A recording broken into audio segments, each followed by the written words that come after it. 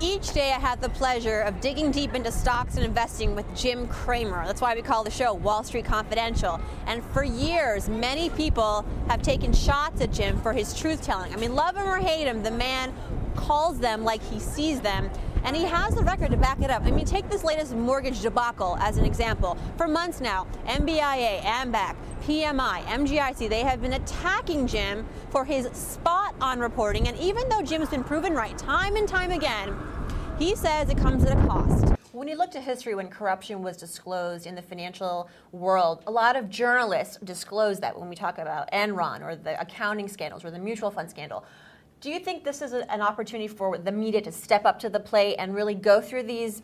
No, it's much too financial. It's too complicated. It's much too dense, and it won't sell papers, and it won't sell TV. It's really hard to understand. I mean, I have two forensic accountants that I use for all this stuff, and one was a guy who used to head a major mortgage company, another guy who was a forensic accountant for the government, and it is amazing how hard it is. I mean, I spend tremendous amount of time trying to analyze the financials with great people, and it's impenetrable. So I mean, let's take the case of AIG. Okay. AIG's just dropped 7 points. Well, why did it drop 7 points?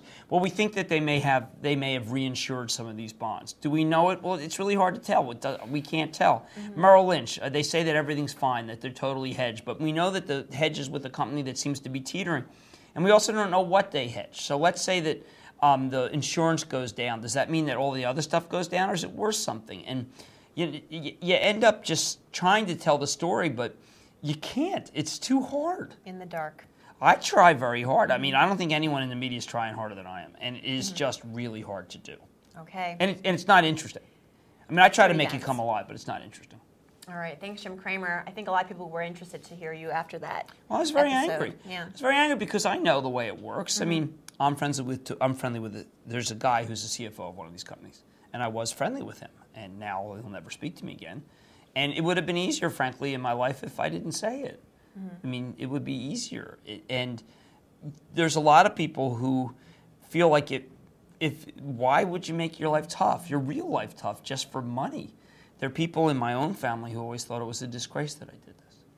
Well, it's actually the pressure to not do what I did is unbelievable and is too great, I think. And I know whenever I want to do one of these things, I know that it upsets a lot of people that are close to me.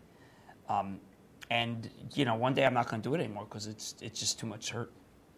And then we'll see someone else do it. Maybe someone else will step up to the plate. Some hard shoes to fill, I'd say. Well, no, it's just that, you know, look, I mean, it's not just me. I have a family. I mean, it's not just me. I have friends. And, you know, it's not worth doing it. I guess what I'm saying is it's really not worth doing what I'm doing. And a lot of times after I do it, I really regret it. I get nice emails and stuff, but I really regret it from the point of view of, you know, people should just sink or swim without me. The government should do it. You don't need me. And I'm just being, you know, speaking clearly about it, that the toll and cost of it is far greater than people think it is. Wall Street Confidential. That's how it got its name. I'm Farnoosh Torabi.